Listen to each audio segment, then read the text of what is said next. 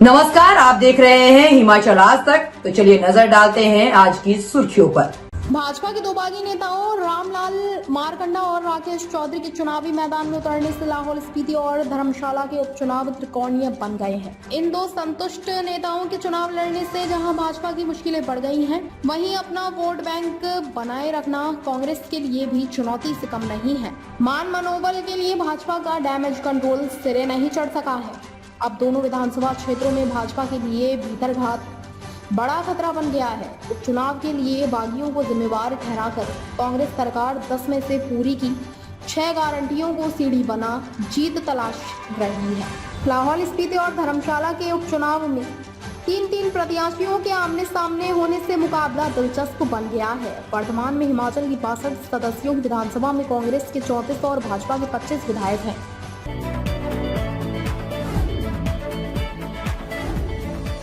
Bulgaria के भविष्यवक्ता बाबा Venga की भविष्यवाणियों पर पूरी दुनिया यकीन करती है। बाबा वेंगा ने हर साल की तरह 2024 के लिए कई भविष्यवाणियां बाबा वेंगा 2024 प्रेडिक्शंस की थी, जो बेहद डराने वाली है। प्रसिद्ध भविष्यवक्ताओं में शामिल बाबा वेंगा की कई भविष्यवाणियां सच साबित हो चुकी हैं। बाबा वेंगा को बाल्कन क्षेत्र का नस्त्रेदमस कहा जाता है।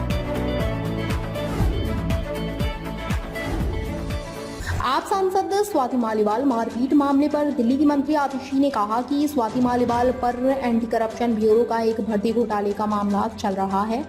अब इस मामले में जांच चल रही है, इसलिए ऐसा लगता है कि भाजपा का ये जो फार्मूला है कि अलग अलग नेताओं पर केस करना, उसी फार्मूले को स्वाति मालीवाल पर इस्तेमाल किया गया होगा। हमें विश्वसनीय सूत्रों से पता चला है कि पिछले कुछ महीनों से भी स्वाति मालीवाल लगातार भाजपा के नेताओं के संपर्क में हैं। तो दिल्ली पुलिस इस बात की जांच करे कि ये कैसा षड्यंत्र है।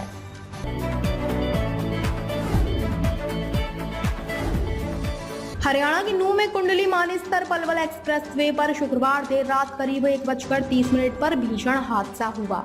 यहाँ श्रद्धालुओं से भरी बस में आग लग गई। अग्निकांड में 10 यात्री जिंदा जल गए, जबकि 28 झुलस गए। सभी को इलाज के लिए अस्पताल में भर्ती कराया गया है। हादसे का शिकार सभी लोग पंजाब के रहने वाले हैं। बस में सवार यात्री बीते शुक्रवार को एक टूरिस्ट बस किराए पर लेकर बनारस और मथुरा वृंदावन दर्शन के लिए निकले थे। वृंदावन में सुबह 6:30 के बाद शुक्रवार रात 10:30 पर बस होशियारपुर के लिए वापस निकली थी। बस में 60 लोग सवार थे, जिनमें महिलाएं और बच्चे भी शामिल थे। यह सभी नजदीकी रिश्तेदार थे जो पंजाब के लुधियाना, होशियारपुर और चंडीगढ़ के रहने वाले थे।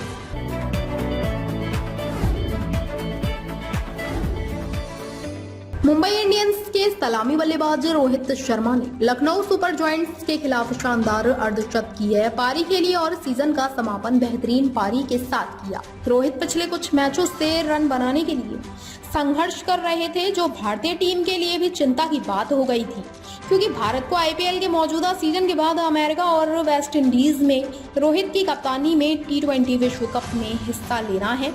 रोहित ने लखनऊ के खिलाफ इस सीजन का अपना दूसरा अर्धशतक लगाया, लेकिन आउट होने के बाद वानखेड़े पर मौजूद दर्शकों ने जिस तरह रोहित का अभिवादन किया, उससे इन खबरों को बल मिला कि शायद यह इस फ्रेंचाइजी के लिए रोहित का आखिरी मुकाबला था।